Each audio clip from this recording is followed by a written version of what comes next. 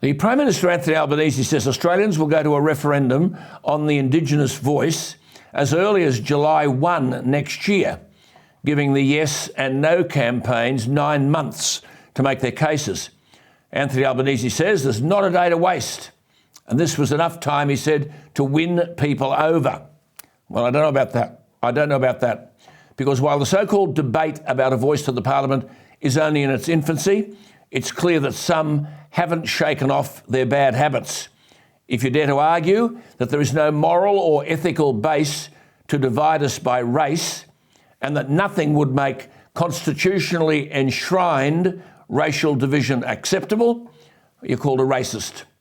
Daniel Wild, the Deputy Executive Director of the Institute of Public Affairs, as I told you last week, has sent every single Member of Parliament a research video explaining why the voice to Parliament will permanently divide Australians by race.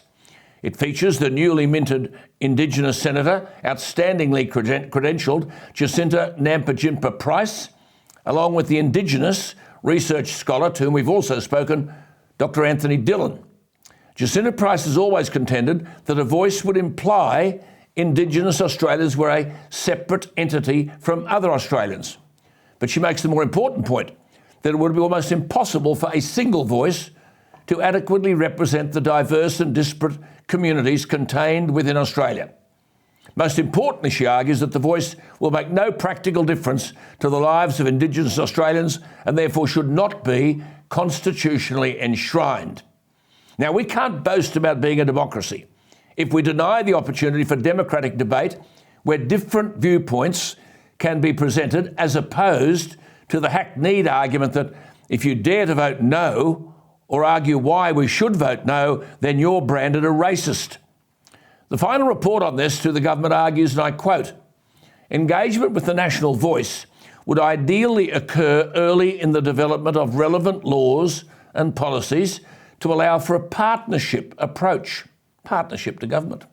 The Australian Parliament and government would be, quote unquote, obliged to ask the national voice for advice on a defined and limited number of proposed laws and policies that overwhelmingly affect Aboriginal and Torres Strait Islander peoples. There would also be a, quote, expectation to consult the national voice based on a set of principles on a wider group of policies and laws that significantly affect Aboriginal and Torres Strait Islander peoples, unquote.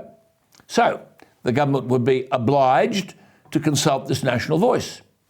Who consults you about issues that, quote, overwhelmingly affect you? Interest rates, energy policy, the education curriculum, things which overwhelmingly affect all Australians.